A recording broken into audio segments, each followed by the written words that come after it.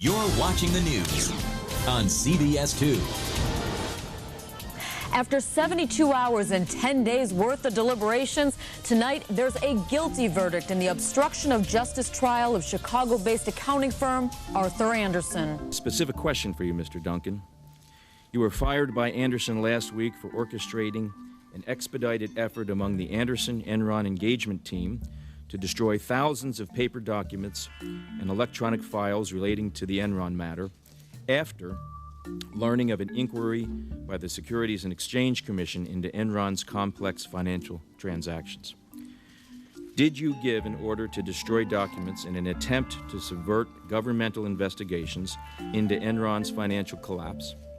And if so, did you do so at the direction or suggestion of anyone at Andersen or at Enron? Arthur Andersen is not only the defendant in this case that they just settled. They are defendants in WorldCom, Enron. Arthur Andersen LLP was one of the largest public accounting firms in the 90s.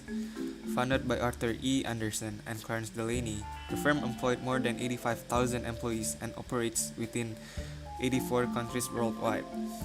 Formerly known as the Big Five public accounting firms, it achieved the status of one of the world's largest multinational companies by 2001.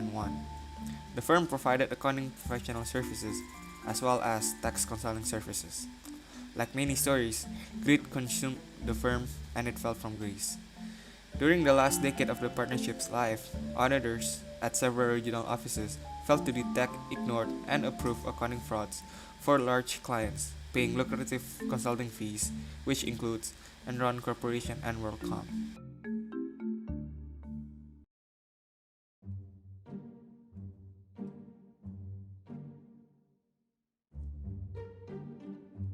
Arthur Andersen and Enron case came to light in the third quarter of 2001 that resulted in the biggest bankruptcy to that point in the U.S. history.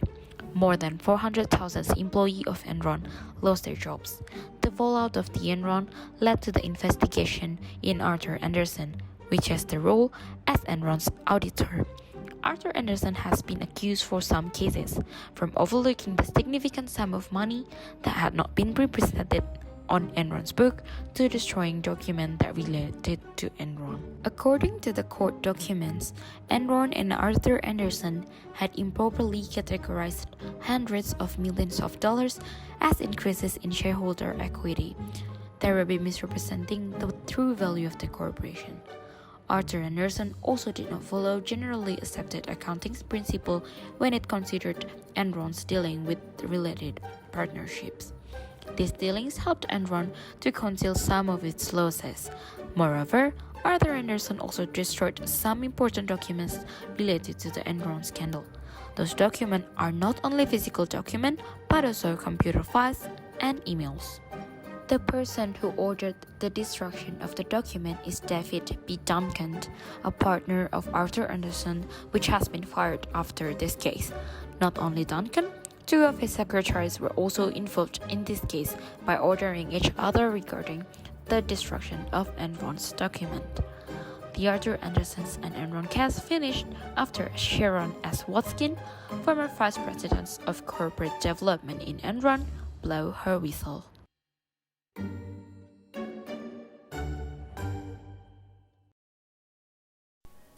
In 2001, WorldCom, one of the world's largest telecommunication companies, disclosing what may be the largest case of accounting deception in U.S. history.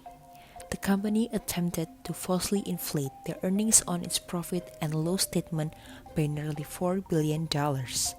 The huge manipulation of WorldCom's finances, which the company said it uncovered in an internal audit, was designed to hide what would have been massive losses in 2001 and the first quarter of 2002.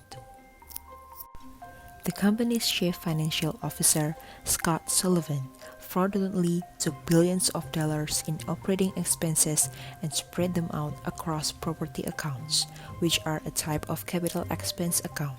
This allowed WorldCom to show the expenses in smaller amounts over a span of years instead of reporting them immediately to investors.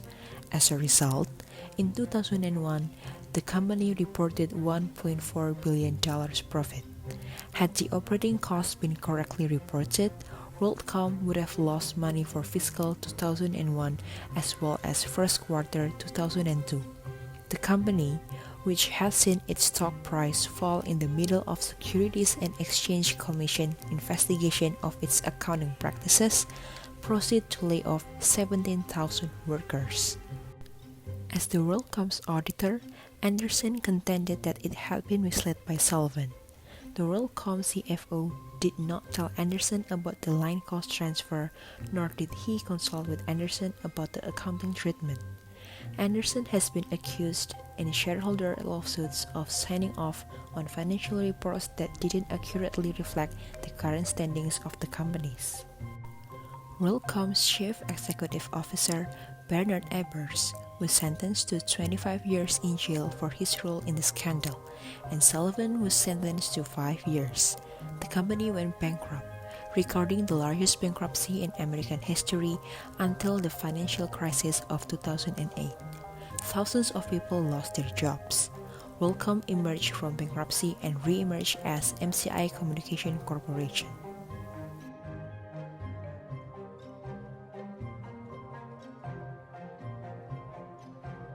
Because of the Arthur Andersen case, the auditors need to perform more due diligence than previously required to prevent such thing happen again. The US government then issued a Sarbanes-Oxley Act in order to protect the investor by increasing the accuracy and reliability of the reporting made by the public companies.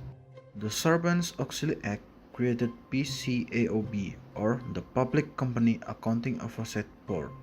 This board are responsible to: first, registering the public accounting firms.